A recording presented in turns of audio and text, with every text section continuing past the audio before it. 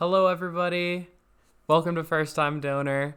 This is the charity gaming podcast where we talk about all the wonderful ways you can do good in the world based on what you have right now. As always, I am joined by my wonderful co host, Monica. Hey. And the First Time Donor podcast is produced, edited, and hosted by members of the Kinstone staff.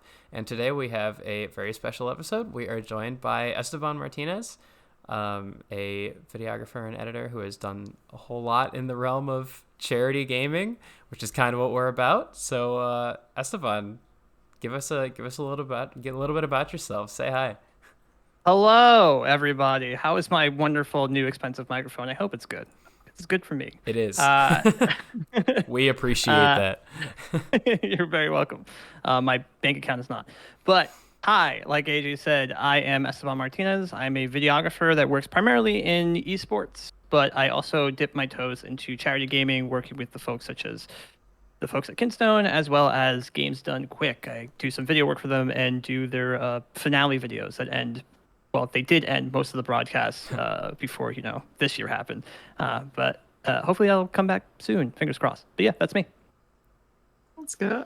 Esteban, right away. Thank you for taking the time and letting us interview you this week. I wanted to ask, how did you initially get started in working in gaming and esports? Like, how did you find yourself there? What was the path that led to all that? Entirely by accident, I guess. This was not like a chosen path. I was always into making videos and more on the video editing side than really producing videos. Like I came into videography kind of late, but I always liked making like anime music videos and weird stuff like that on the computer. And I stayed out of like I always loved gaming, but I didn't go to a lot of gaming events or anything like that because I kind of focused on college a lot. I did some college stuff, like gaming stuff on college, but nothing like Hmm. on campus, I mean, but nothing like really big or anything like that. Mm-hmm. And then post when I graduated, I kind of just bought a camera. A friend gave me, my former roommate actually sold me a camera, a Canon 5D Mark II. And I Ooh, went a to classic. yeah, it's a great camera, still good. Yeah. And I went to like my first live tournament in a long time was like East Coast Throwdown 4 in Morristown, New Jersey. I think that's right. And I just started doing interviews with people and I've always been a big fighting game fan. Like I have my own fighting game channel now and all this kind of stuff. But like I've always loved fighting games. But I always loved the people behind fighting games. So at the time when people were doing interviews and stuff like that, it was usually with players that were like former champions or anyone who was at the top of the brackets, the top of the results list. And I decided to go with interview people that were more behind the scenes, people who put on the tournaments, people who put on the streams, people who sponsor teams or lesser known players, stuff like that, and kind of caught on and led to me doing a documentary called FGC Rise of the Fighting Game Community, which was crowdfunded actually. And Wow. from there, I've just started working for companies like Capcom and Bandai Namco and all that kind of stuff. And then started my own channel again and all. So yeah, it wasn't really a plan. It was just I had an interest in doing it, and I just went out and did it, and learned from all the mistakes along the way because that's part of the fun. Awesome. I think what I really like about the way you film videos too, or put everything together, is that you're really good at telling a story. And I am someone who admittedly knows nothing about fighting games. But I find myself watching a lot of the pieces that you put together and getting really interested and feeling invested. Like you're very good at capturing the sentiment of what is going on. And Yeah. that's fully true as well for the GDQ wrap-up videos. It's always great to see the story that you tell for how the event goes. Yeah, and I those guess, videos are a kind of a challenge. Like I can go into them if you want, but like those and how those came about. Like, but those videos are probably the most in projects I take on. Hmm. yeah, no, it's great because like the way you cut in and like get like the zoom shots and like you focus on the intensity or like when I believe it was a knockout blindfolded run from Sinister and Zallard, Yeah, Punch both Out. played that one. It was Punch Out, yeah, and both of them were blindfolded. This is the past GDQ that happened. And just being there and like seeing the intensity in the event, you really did capture that full stop for the credits video. So what do you try to focus on and how do you make that happen? So, well, kind of to explain the project a little bit before I dive into what I focus on. But like, if you've ever watched a Games Done Quick stream, post a Summer Games Done Quick 2017 is when I started doing it. There are these finale videos that I'm hired by Games Done Quick. They hire me to come out, shoot a bunch of stuff, and put together kind of this video that recaps the events or some of the events of the stream. How that came about is that I'm friends with someone on the team, Kasumi Yogi. I forget her exact role, but we know each other through fighting games because she used to be a brand ambassador for Bandai Namco, and we met when I was doing a Tekken project for them. And then, I found out I've been watching Games Done Quick for a couple of years now. I just kind of, there's a thing that like it would happen during like the week. You leave it on, it's on 24/7. You kind of just have it on the background. It's great to watch. So I approached her about, well, what if I come? I bought a new camera at the time. It's like, what if I come in 2016 and kind of test it out and shoot some stuff? So I shot a little thing for them. They liked it. They brought me on board as a freelancer, and that's how that project came about. And what happens is I come out for a week, for probably a couple of days before the week. Actually, it's like a day after Zeldathon ends, I would go over there. So it's a fun 2 week of stress. And I would fly over there, and then I have to basically look at the schedule that comes out a couple of weeks beforehand and figure out what my story of this event is going to be. And from that schedule, like I'll look at who is running what games and when, stuff like that, and trying to piece together, okay, what's the story of this event? What's the story of these? Who do I want to talk to? All this kind of stuff. And I kind of piece it together then. And it's pretty intense because like speedrunning, compared to everything else I shoot with like fighting games and eSports and kind of that, speedrunning you wouldn't think is like the most exciting thing in the world. Like it really is a bunch of people who practice these runs over and over again, and then they just do it in front of a large audience. But that audience is really what adds to the drama and stuff like that. And it's like some trial and error of like finding like the right people and stuff like that. But it's really fun. Like I really enjoy that challenge. And when you talk about those punch out runs, it's interesting because like in general you think like, oh, beating this game blindfolded is a challenge in itself, or beating this game blindfolded with another player playing half the controller is a challenge in itself. And a lot of people focus on that challenge, but you forget about the people playing. So like the people playing have a history with this game, or the people playing have a history with each other, or the people why Sure. why do they choose these certain people they have on their couch and stuff like that. So there's all sorts of things that you can showcase and sort of play with in shots and stuff like that, and really get that emotion. Like one of my favorite shots from that punch out piece we're talking about is when it's like a rack focus between a close up of the controller, and then a rack focuses to Mecha Richter, who is just like blown away. Like it's like the 1 in a million shot. I can't believe I got it, but like he's like blown away by like what's happening on the screen. And so you kind of have to look at situations not just as the challenge being performed on stage, but what's happening all around. But those are really fun, and I dearly miss them, and I really want to shoot one again. It was a blast to wander around the last one with you before everything got locked down. And those punch out ones are really interesting because like those were not supposed to happen. Like I did a video on the 2-player run, but like they never beat that game in practice. Like it just happened. It was crazy. And then like before then, when I did because Zallard was in my previous video from the summer GDQ one, they beat Wii Punch Out clean, like zero knockouts, nothing, perfect run. They did not expect that to happen either. So it's also just about getting lucky sometimes and being at the right place at the right time. Like I was just going to film Zallard playing, and all of a sudden they performed this amazing feat. Same thing with Zallard and Sinister. Them being blindfolded was cool, and I was like, all right, I'm going to do this, and then they pull off another amazing feat. So sometimes it also just comes down to luck and a little bit of planning. The speedrunning dream team. Really? They are amazing. I guess another question that I have is, how do the stories that you, or rather, I'm getting ahead of myself. So you first were introduced to Zeldathon through filming money-making game. And how was that process different compared to your regular ones? Like, did MC give you the questions to ask us, or was still the interviewing all you? How is the focus different, or what was it like coming, I guess, to a group that you had never really worked with before? It was strange. because I think everything about money making was kind of strange at the beginning because it was just like random. Like MC randomly DM'd me, and I guess I believe they saw my work with Games Done Quick. Like they saw the finale videos, and they're like, "Hey, do you want to come to this thing?" And we're thinking about It's this thing I never heard of, like because I never watched Zeldathons. Like I'm very much like kind of like I was on the outskirts of charity gaming.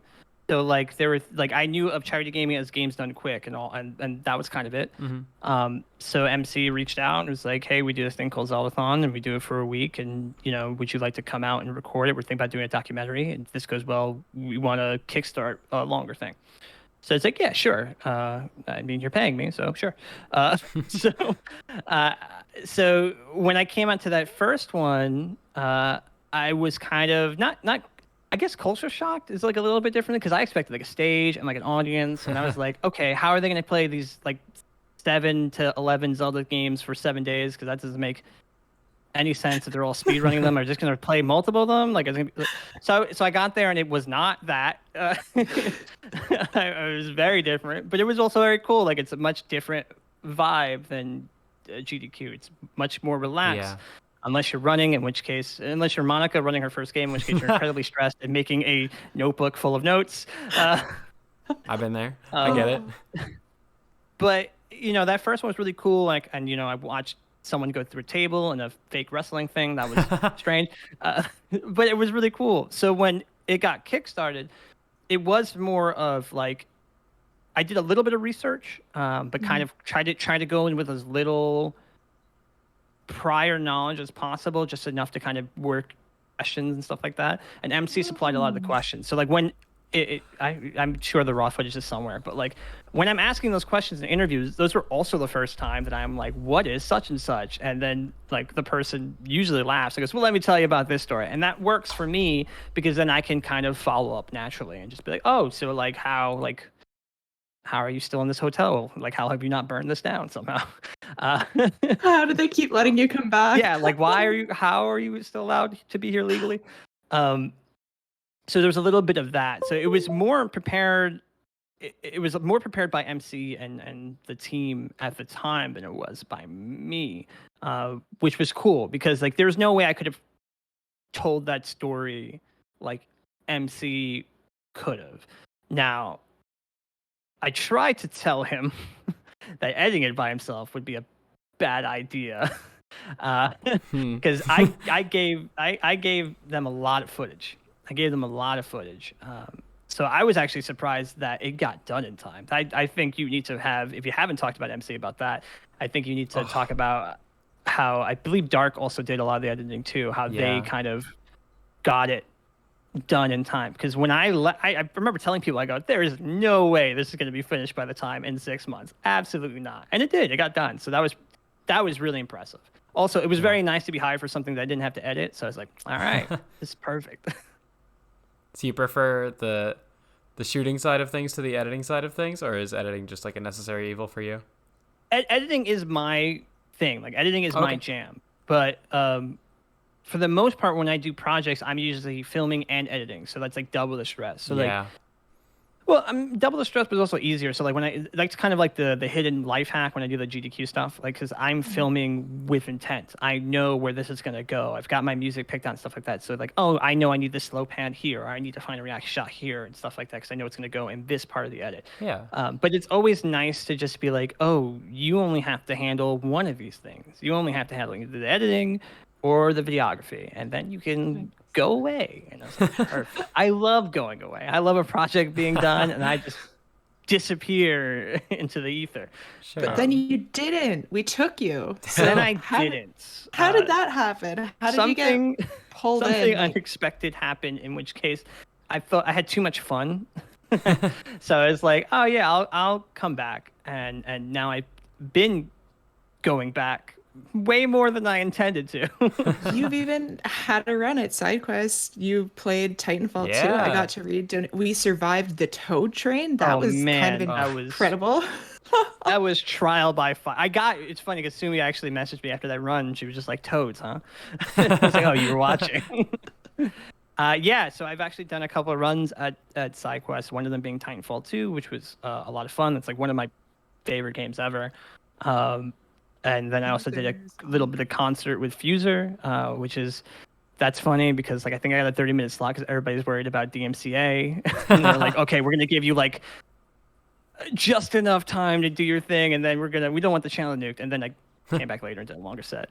But yeah, I've been doing more runs, which is like I'm not usually in front of the camera a lot. I like to be behind the camera. I like to be hidden away. That's kind of how I was like trained, quote unquote, where like you kind of want to be invisible.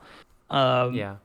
But it's been a lot of fun kind of coming out of my shell a little bit and doing things that like, Titanfall, Fuser, I did the Among Us thing, which was fun. Like I don't do really a lot of commentary or stuff like that, but that was fun to do with Jamie. And then I believe the schedule's up, but like I'm going to be doing something fun with Hades, which we're still figuring out exactly how it's going to go, but I think it's going to be a pretty cool show for the next like what.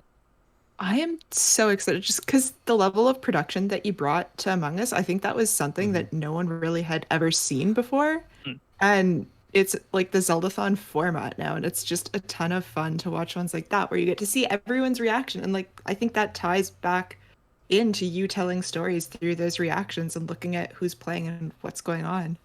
Yeah, I mean, especially like I don't know if that's my background in like with making these videos or if it's actually my background in fighting games, because like in fighting games you can tell a story of a lot of the match like without even looking at the screen if you look at the players, and as a player you sort of feel this energy off your opponent, like if they are feeling confident or not confident, and you can feel it not just in the actions that take in the game, but like fighting games are primarily played in person, side to side or face to face.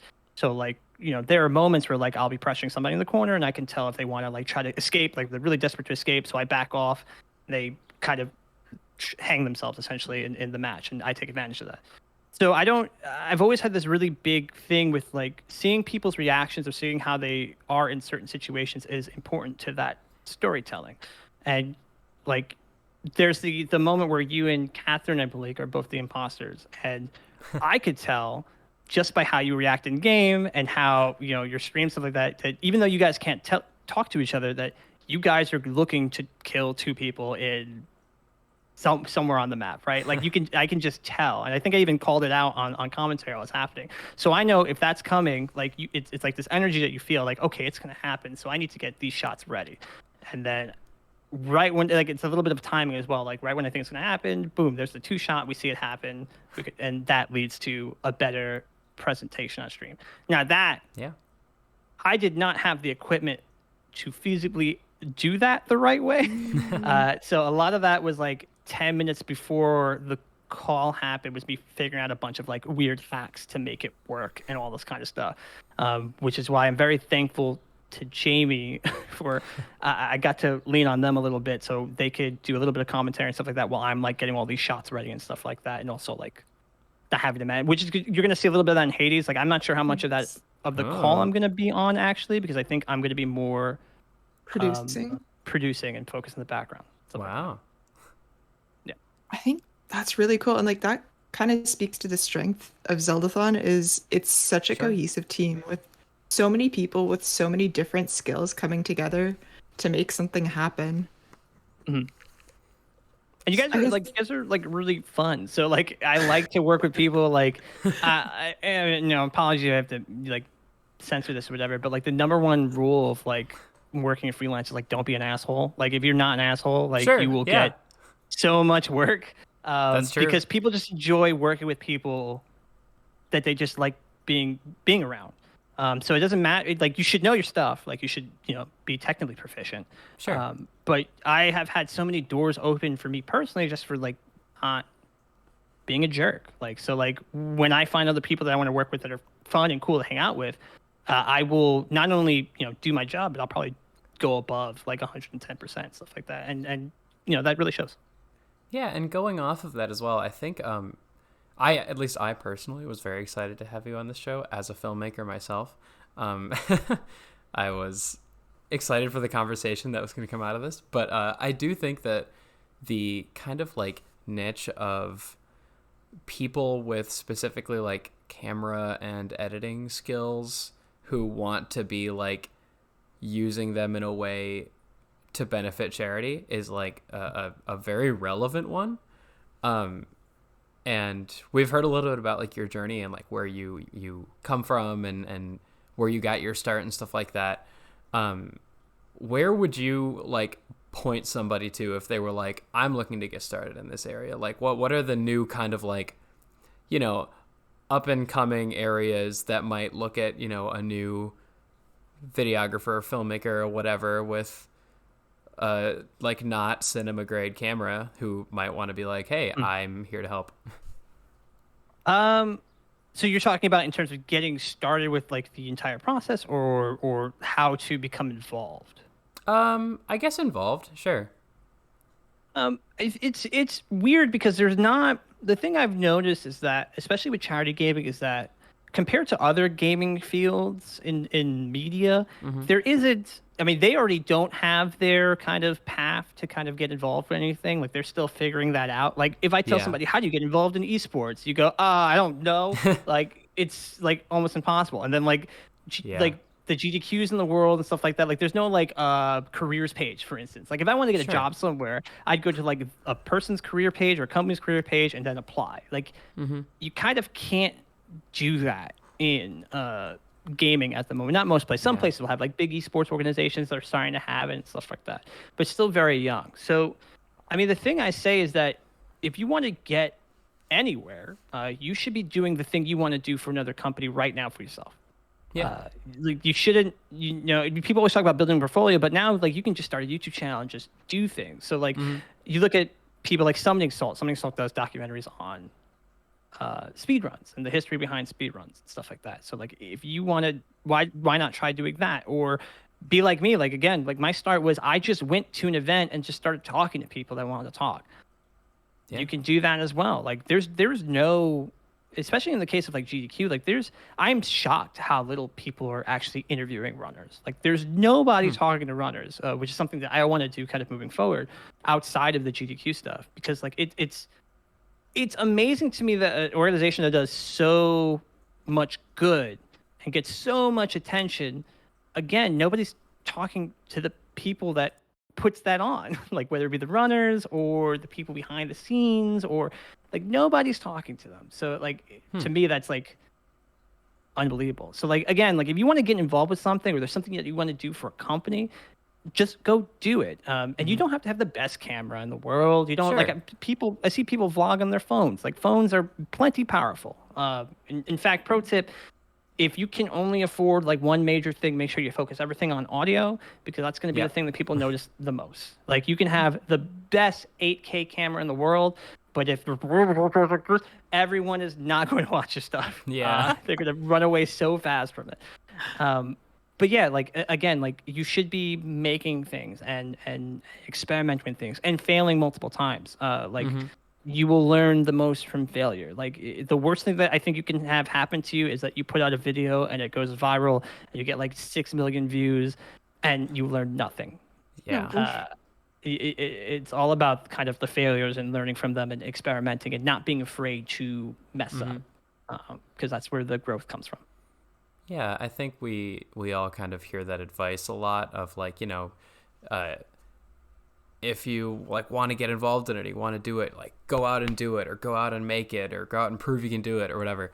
And I know we kind of just reiterated that here, but I think that can really be something that people need to hear. And it was what I needed to hear when I was trying to figure out what I wanted to do. But so many people just kind of plan forever. Like that's the thing I see all the time. Like, a lot of people just kind of plan forever. Like I'm gonna do this, and or forge a plan and like trying to just like make it perfect. And there's no such thing as perfect. There's never perfect. There are projects I do now. Like I'm about to do a whole like Killer Instinct doc, and like I know it's not the perfect thing I would have made, but it's about kind of holding yourself accountable, making a deadline, and going, okay, come Monday, I'm just putting this out, and I'm just, it is what it is. I take the lessons from it and move on. And it's constant iteration and stuff like that. Once you feel like once you feel like you're done learning, you're done. Like not in terms of like you've reached the end of the road, but like that's like your stuff will never improve. You will never be finished. But I mean, there's also the case of like when you feel like you're finished, maybe it's time to kind of take a break and walk away for a little bit. Sure. Look for new things to learn or new experiences. And then speaking of new experiences, you used to travel internationally quite a lot for work.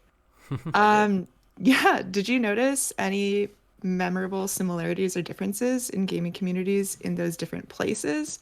Or what was it like seeing so many people come together at an international event? I guess mostly the biggest ones you would have been internationally were fighting game community events, Mhm. right? Yeah, GDQ is huge as well, though. probably. My memory is so bad. I can't remember. Like this past year, it's been a blur. I don't. It's Tuesday. Is it Saturday? I have no idea. But I get yeah, that. so I did travel a lot. Probably way too much. Uh, but yeah, so I've been to all different places.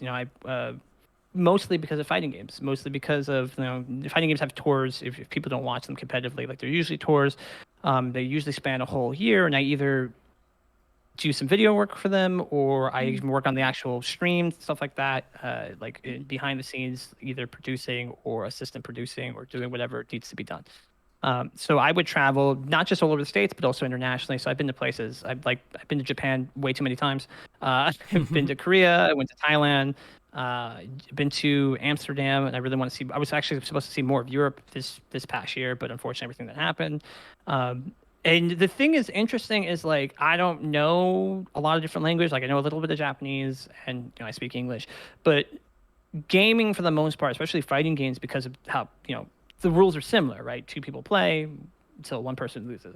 A lot of it's like a hidden third language where a lot of the things that even though I may not be able to speak in complete sentences to somebody, we still both know how this game works and we can play. So I have a lot of friends who all over the world where I may not speak their language, but we speak the language of fighting games. So what I find is that because of that, a lot of the culture is similar, but obviously there are different offshoots of it depending on where you are. Like I really like the way Japan has a lot of their events set up. They're more kind of not just community focused, but they play with intent over there. So they'll be let's say you're interested in Street Fighter 5, there'll be a night where there'll be a beginner's tournament. Like this is why I haven't gone to it personally, but a couple of my friends have gone. But be a beginner's tournament where because they have a community that's kind of ranked, because they play every week, they'll take a new player and they'll pair them with somebody stronger, and then you two will play together in a bracket,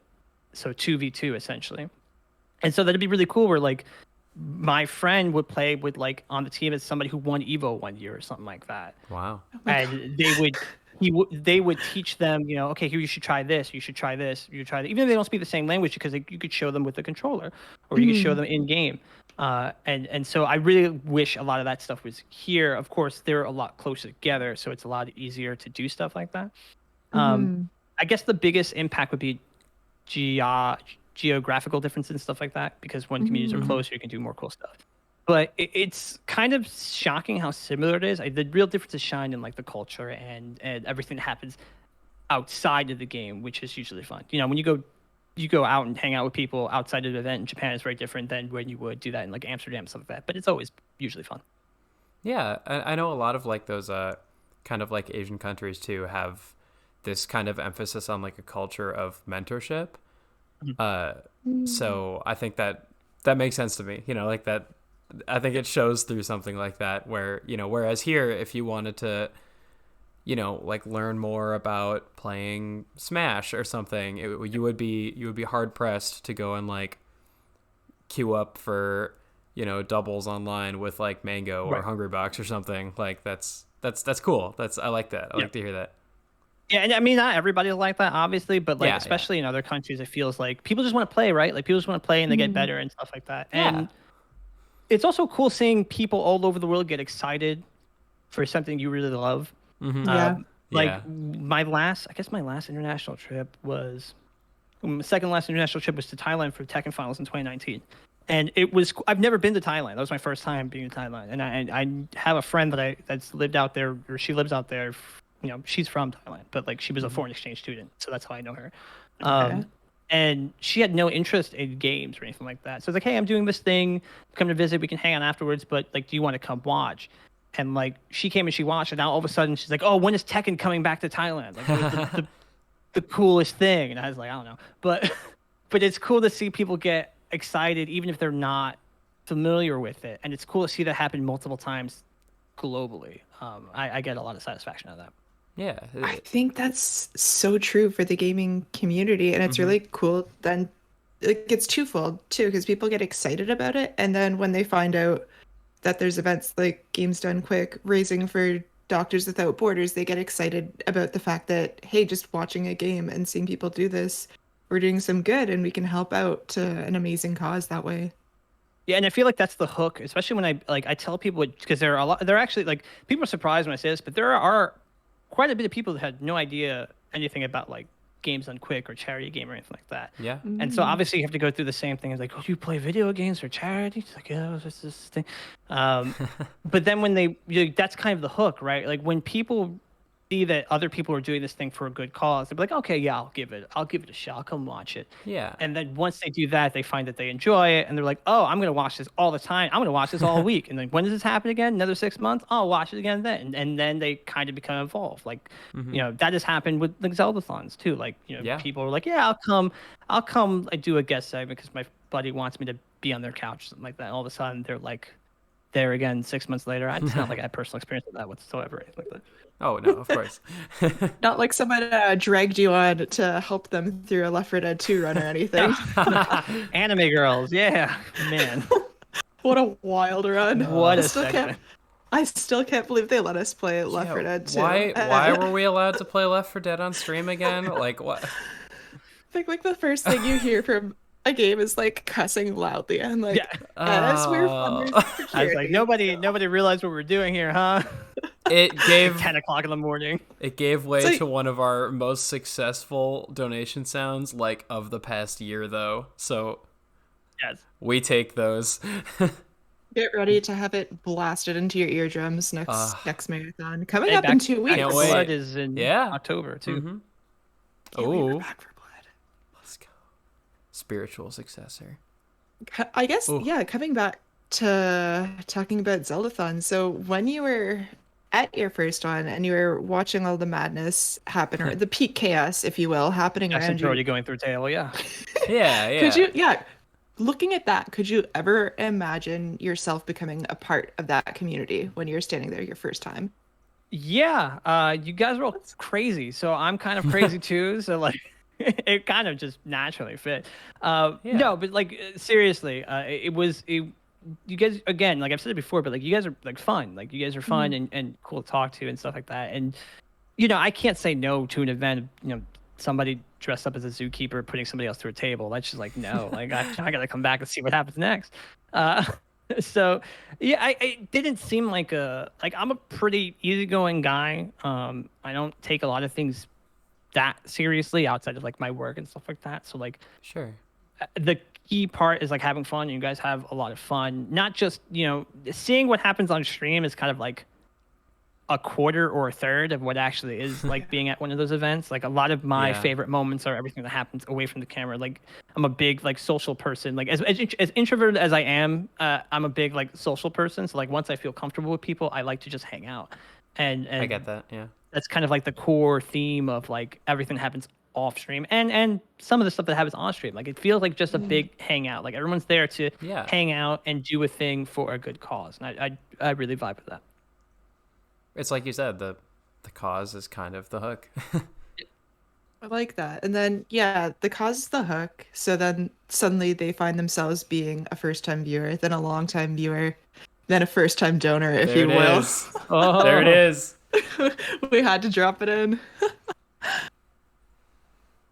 I don't know. I guess, what is your favorite thing about Zeldathon since getting involved? Now I'm curious. I don't know what to expect, I guess. Like, I feel like every time I come back, there's something just that happens that's like weird. Like the first time it was the wrestling. There was that weird segment where MC and Dan just started breaking stuff. I was very confused. I was very confused when that happened. He came. That was pretty funny. So like, he came to me because this was when I was recording. I think this is like the second event that I was recording. He came to me and he's like, "You're gonna wanna like stand far back," and I was like, "Why?" He's like, "Just trust me on this." And then somebody came out and laid down a tarp, and I was like, "Okay, I'm gonna I'm gonna take like 3 feet back, and I'm gonna get the long lens for it. So like it's always like Yeah. some weird thing, and like that was a lot of fun to film because I just didn't know what was gonna happen.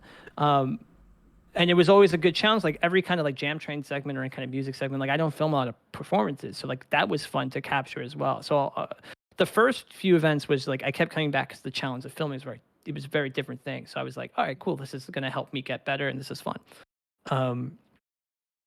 Plus, I was professionally obligated to be there, but I also kept coming back because then like now I found things where like, well, I want to run a game. Like I can run a game here, and this is fun. This is something that challenges me, and also I can kind of like have fun with this, and then there's the people as well and stuff like that. So like it's a very unpredictable event. Like GDQs are unpredictable in a way where like you don't know what run is going to like people. The thing I love about being part of GDQ over the years is that I'm starting to see runners get more inventive, not just in the runs they do, but also like they're starting to realize that the performance of themselves on stage is important.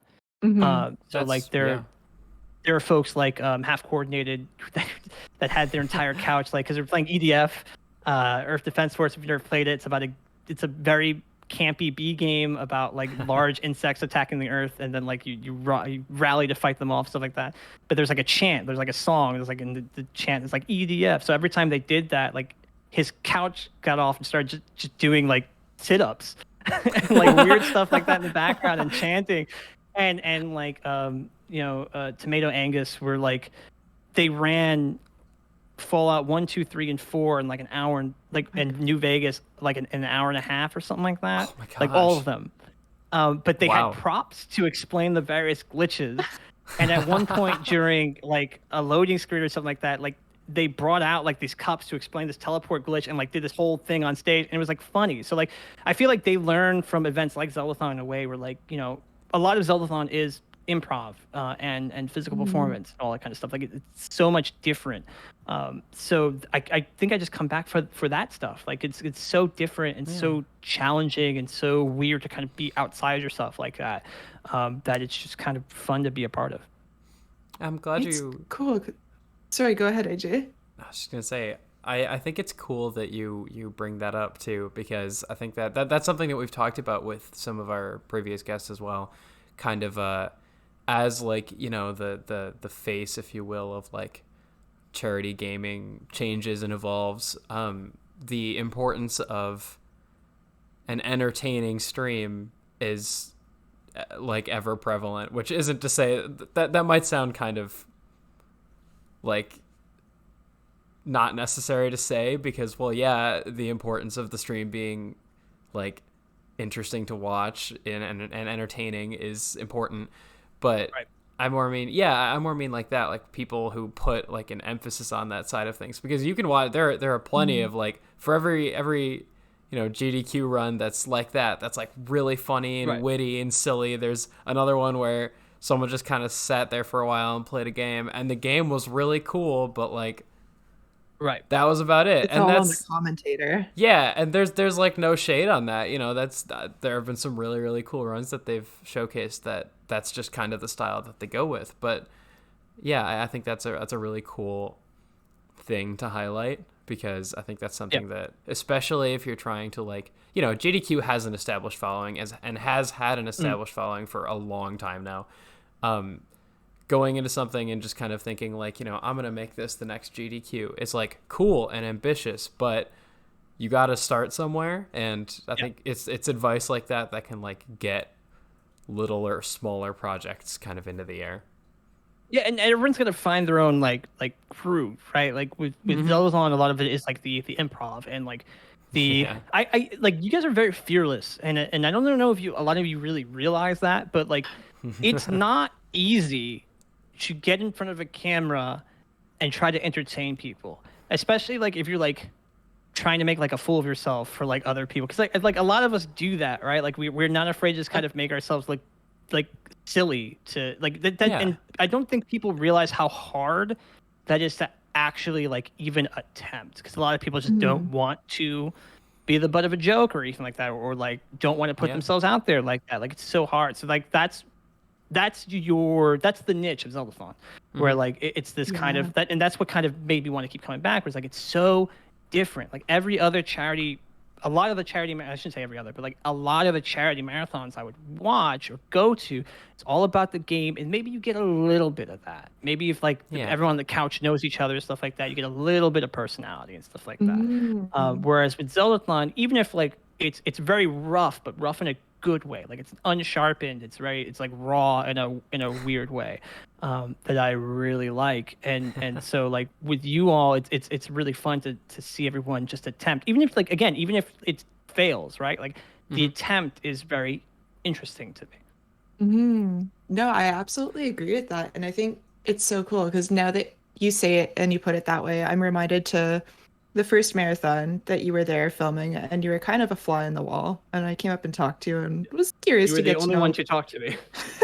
I'm an extrovert person. I will go up and talk to everyone, and I want to be everyone's friend. That's my go-to. But it was so interesting because I was watching you film, and then I noticed, like you said, there was times like you didn't know what was going to happen, and it was interesting because I got to see you grow at the marathon, because then you knew. You're like, I need to have my camera like within arm's reach, because you never know what wild thing is going to happen instantly, and like just capture that and like get that on film. And it's interesting too that you mentioned Zeldathon being rough, but like that's kind of the charm of it too, because like it just clicked into my head. No, it absolutely is the improv and the, oh my God, what is going to happen? Like that's why I think people watch us on Twitch and then find that they're still watching. They're like, oh my, like I just saw this on front page, but like it's 6 hours later and I'm still here. Like it's it's wow. And it's so cool too, because I think it really lets kind of unsung talents shine. Like I know Eric Pop Tart Gaming, what is his Twitch name Waluigi now, or what? He's changed his name like Paul 7 Blart. times since I've been here. He's Paul Okay, Blart it's Paul on Blart. Twitch. Waluigi is Junie, another Zeldathon attendee on Twitch. We also have Waluigi. Yeah, Eric Paul Blart is such a titan of the improv. Like you said, like he's just incredible for that, and that's absolutely like I remember the first time I was watching Zeldathon, I was blown away by Dr. Professor Dad, and then like just fully commits, fearless, like put the watermelon on his head, and like I'm invested in this, like I'm ready to see what's going on.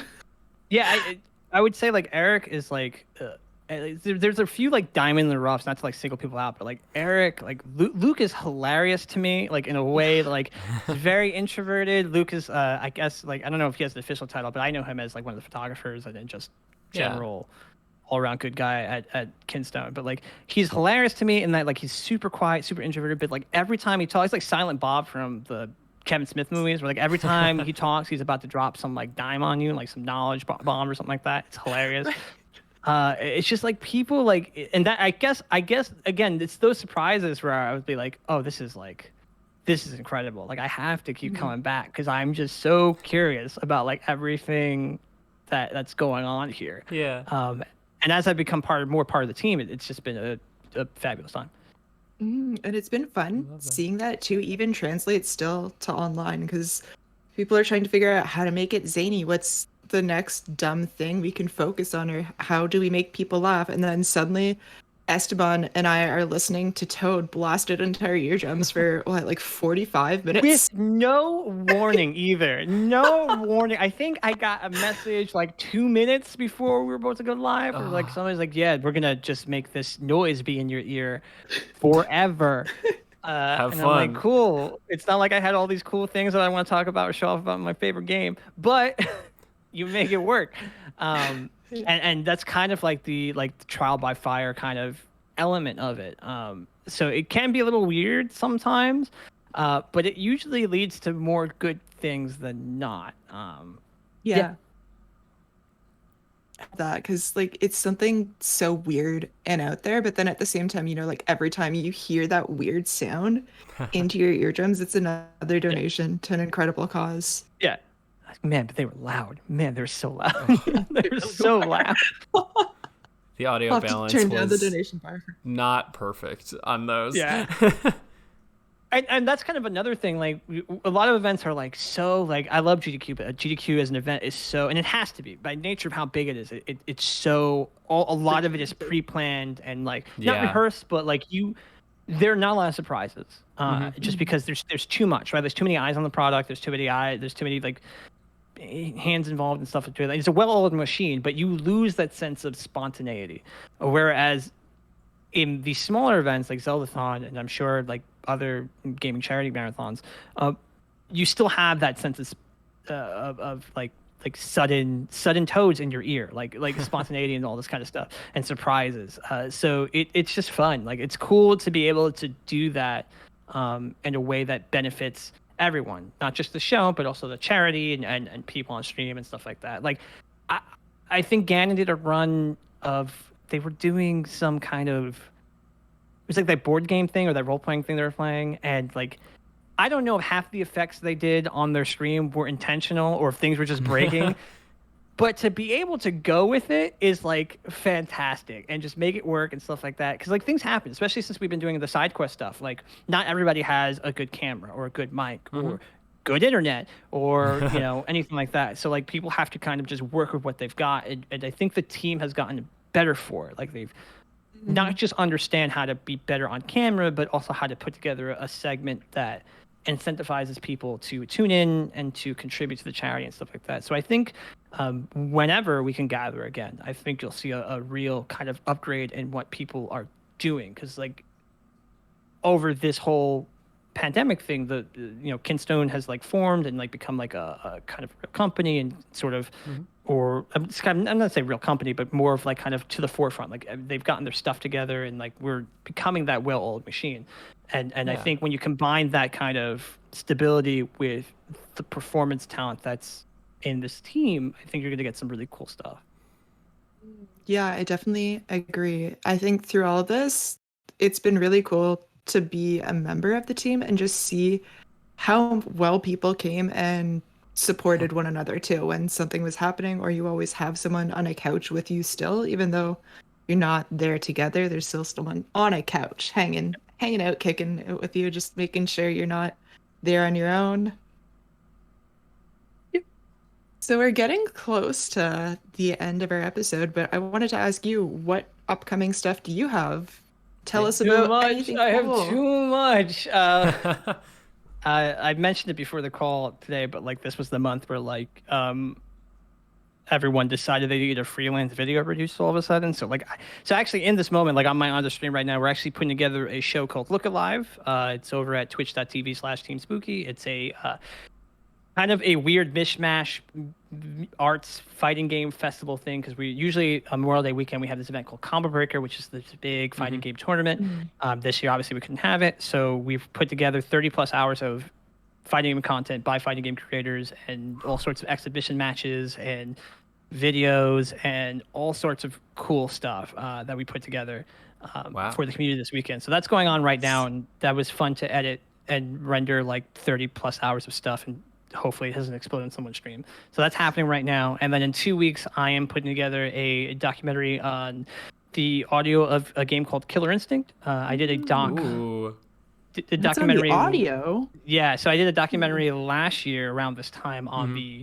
development of the game, because it's got a really interesting development history. It used to be a Nintendo title, now it's a Microsoft title. It's a fighting game, and go watch that. It's called Fight On, Story of Killer Instinct. It's almost hit 1 million views. It's kind of my best video I've ever done. It's crazy.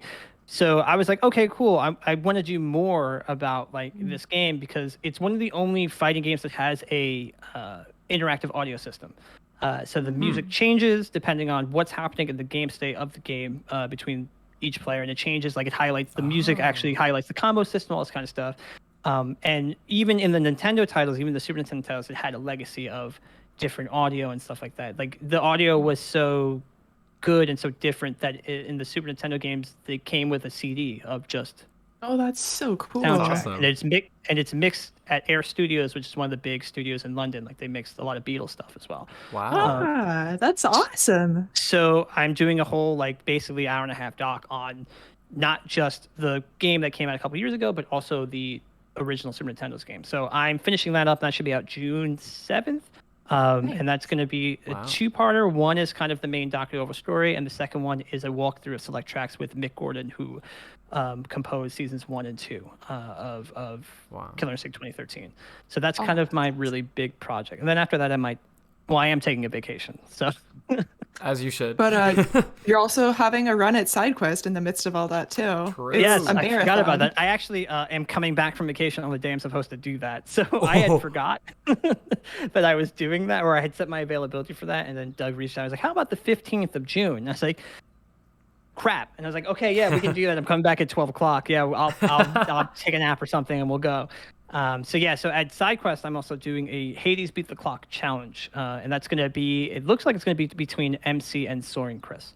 With Gannon on commentary, Gannon and myself on commentary. And essentially what that is going to be like is we have a full save file, full maxed out save file.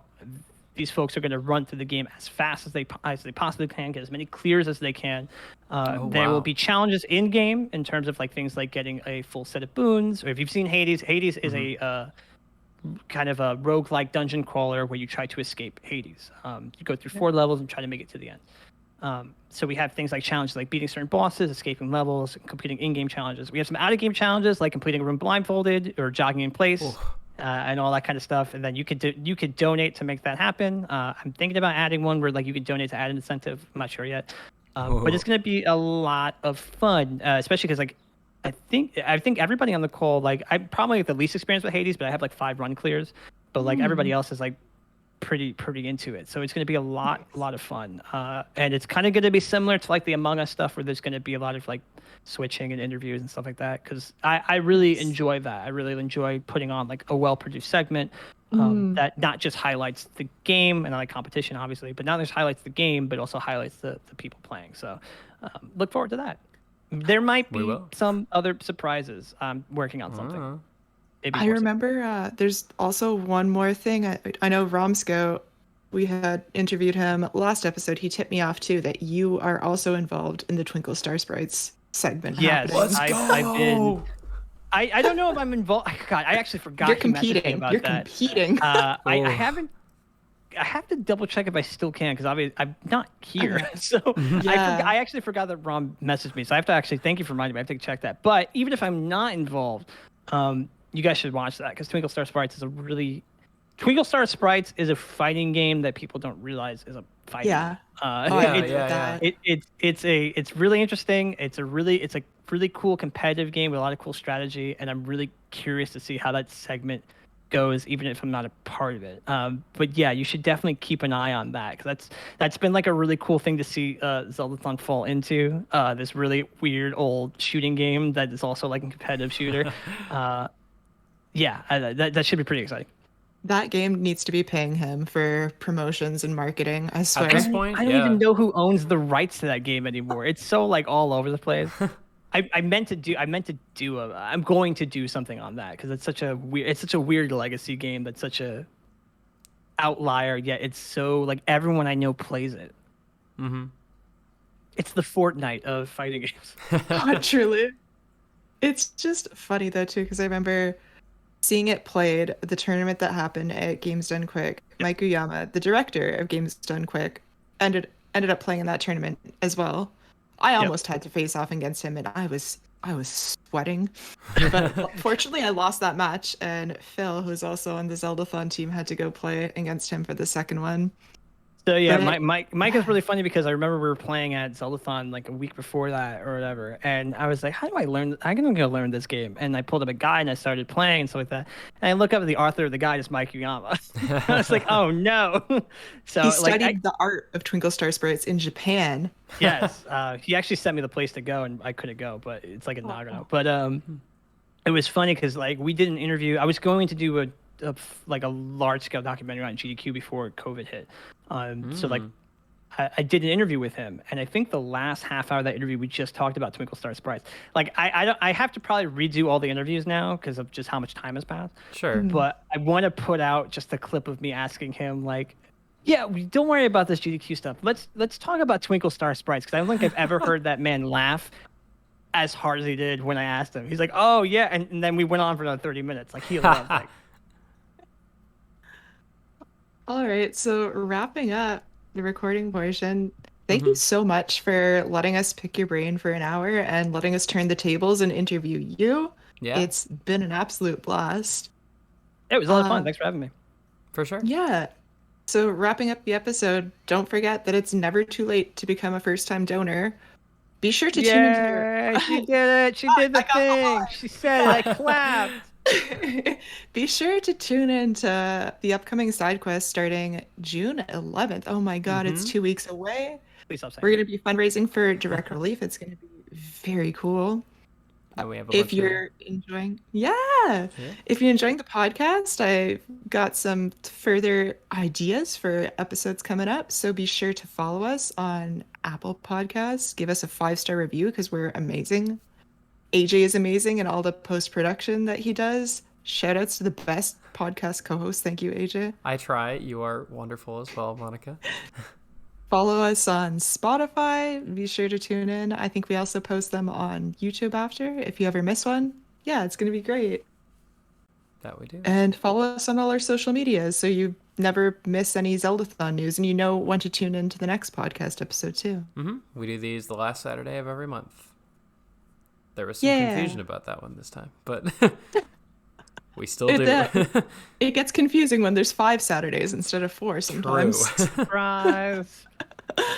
The link to the question sheet wasn't working, but I did see. I did see one in Richard there, Sinner, yeah. Richard Sinner Girl, shoutouts. Eric's mother asked Let's go. question for Esteban. The best, honestly, one of the best Zeldathon moms I've ever, like, including my Oh, own mom. The coolest Zeldathon Undoubtedly. mom. So she wanted to know, Esteban, is the current format more challenging than the traditional congruent location on Mars for you? Is the current format like in terms of like side quests? Yeah, I guess think the so, all yeah. online. I think it's easier, in my opinion, because of I guess from a segment like perspective, it's easier because like you're more in control of what you can and can't do in terms of like I know how good my internet is, I know what cameras I have, I Uh-huh. know what I need for this segment, I know my computer works. Mhm. I always find that something goes horribly, horribly wrong at Zeldathon at the worst possible time. Oh, Like the yeah. internet will die, or like the Undoubtedly. computer will explode, or something. And those things you just don't have any control over. Like those things are like someone else's computer, or like Yeah. venue internet on Mars is man, it needs something. But but it's a little bit easier to put together a segment by yourself, at least I find, when you know everything you have works. Like that's also how I approach my video stuff. Like I check all my equipment multiple times before I go out for a shoot, all that kind yeah. of stuff. I think the challenge is there's so much more onus on you to lead the segment, or to direct or produce the segment, and that might be a little bit tougher because a lot of the segments in Zeldathon, when you're in a hotel or stuff like that, like you're feeding off other people, whether it be people on the couch or people you're playing with, all that kind of stuff. And that's a little bit harder to do when you're isolated. Yeah. And like, even like on calls like this, like we kind of talking over each other and stuff like that, just because of the nature of how like Discord works and stuff like that. Like you lose that person to person energy that it's kind of hard to describe, but it is when you're in a good group or just hanging out or performing or all that kind of stuff. You can feel like cues and stuff like that, which you lose a lot in a situation like this. So I think that's harder, but I think people over the year and change that we've been doing this, I think people have really kind of adapted to it and stuff like that. So that's why I'm really excited to see that I don't think that when we return to a offline space, like it's going to be the same as it was. I think a lot of people have gotten really creative over the past, and you think even over the past like year while I was filming, people got more experimental and stuff like that. More comfortable. Yeah. Yeah, and more comfortable and not afraid to fail and stuff like that. So I'm really curious to see what happens next now that we go back, whenever we get to go back. Likewise, Fully honestly. agreed.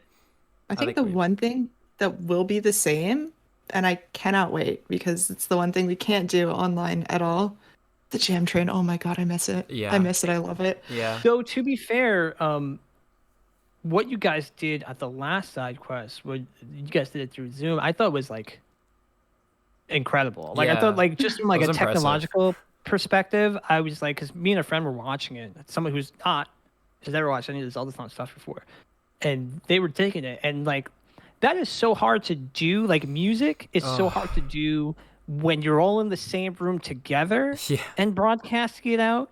It should alone- not be possible to do it as well as you guys did over Zoom. And I don't know what kind of wizardry happened there to make it work, but it worked. Yeah. And it was really impressive. I was so impressed. Like when I heard that we were doing that, like specifically a music event featuring like many different musicians in many different locations over Zoom, like specifically Zoom of all platforms, I was like, Yeah.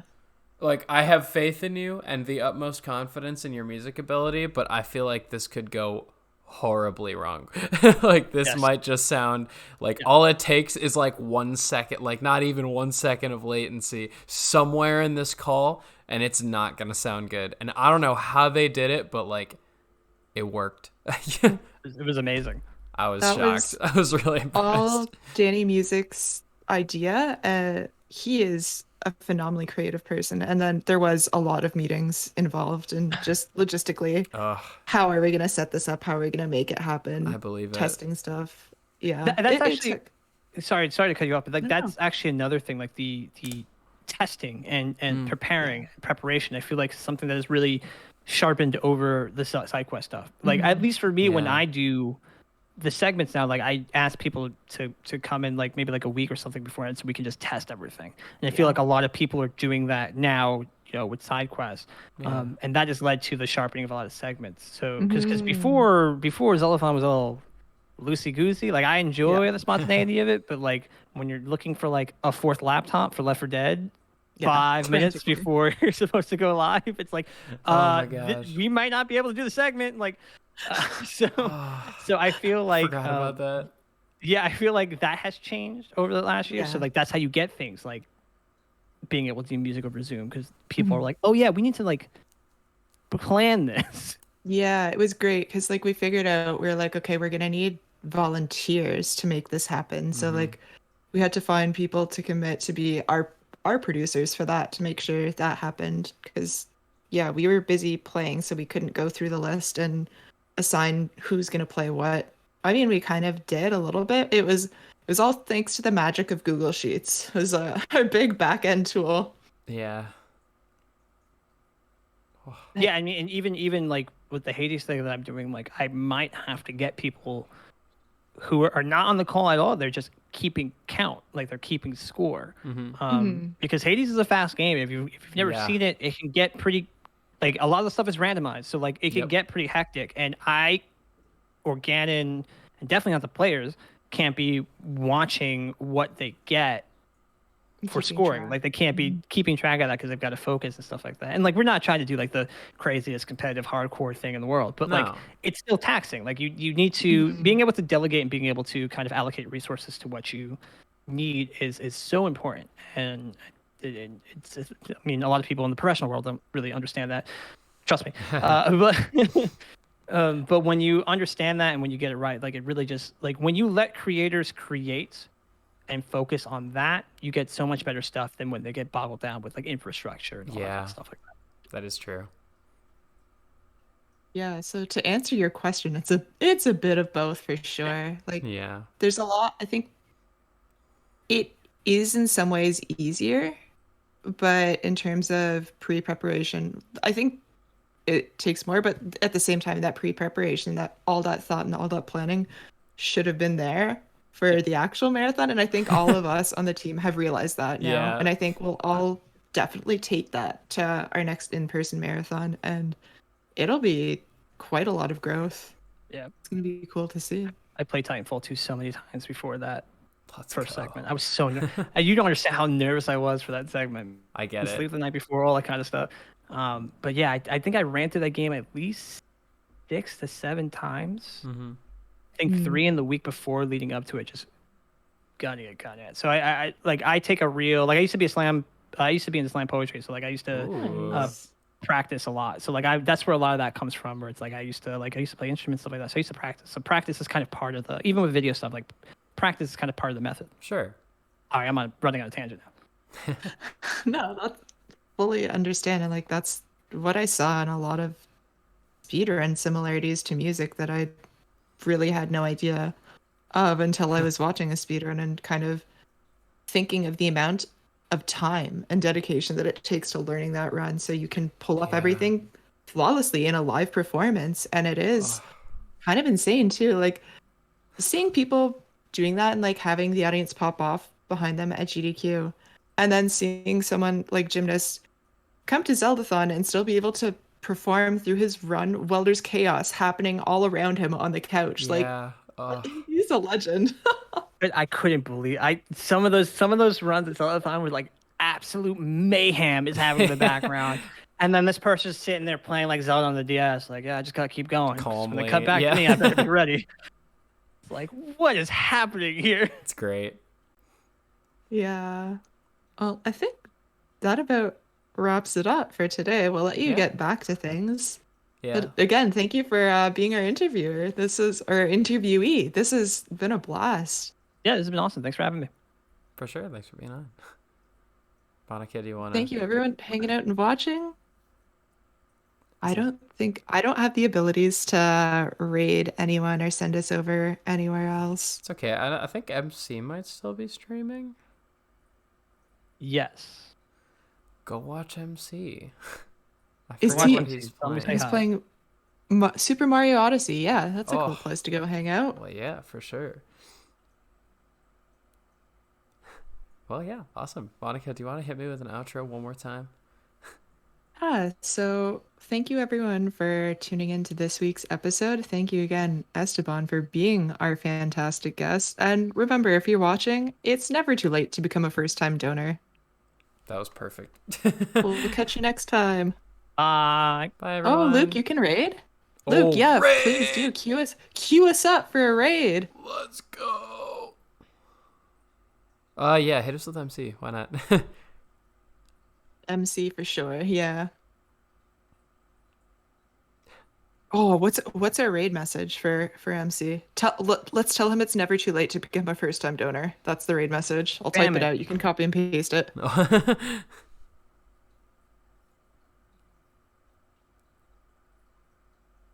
Oh, and he's raising for St. Jude? I didn't realize that. There you go. Boom. Absolutely. He's Copy and paste All right. it. Go get him, gamers.